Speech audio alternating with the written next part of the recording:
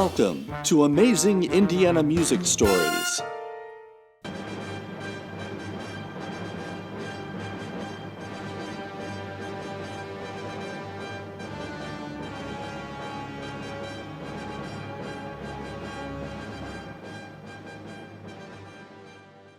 One sentence lit me like a cracker.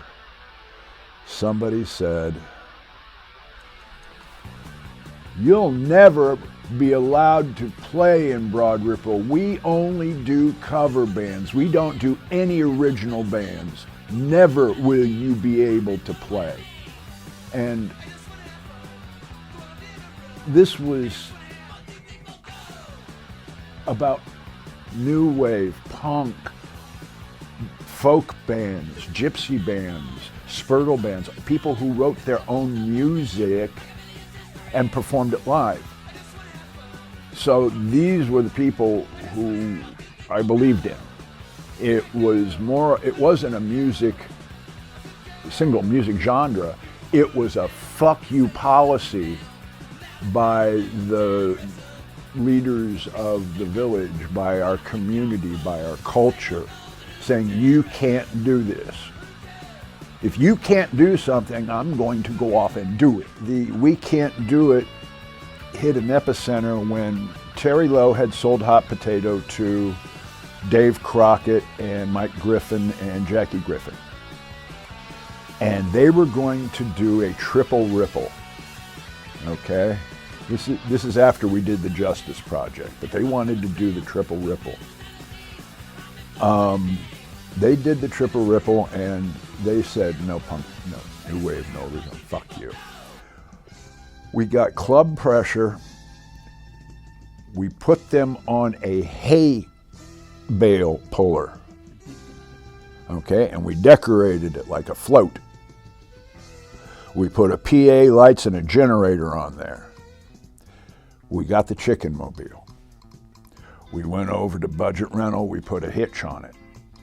We dragged that float down past the Vogue, turned up Broad Ripple Avenue, and turned it down Guilford and stopped under the light. And the band started playing more music. All of a sudden people go, "Hey, there's a band out in the street, there's a band out in the street." And everybody came out and they were all having fun watching the band.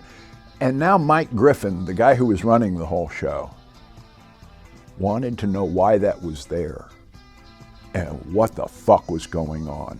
And he grabbed his .38 and he was looking for me.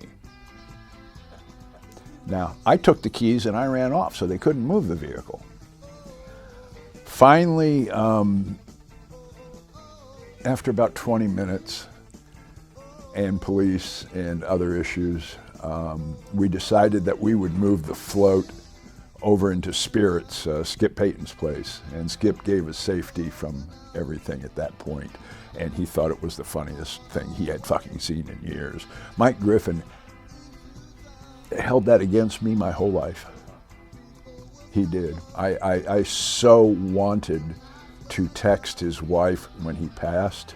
You know, I loved him, he was a great guy. And it's like, do you want me to get the chicken mobile for his funeral?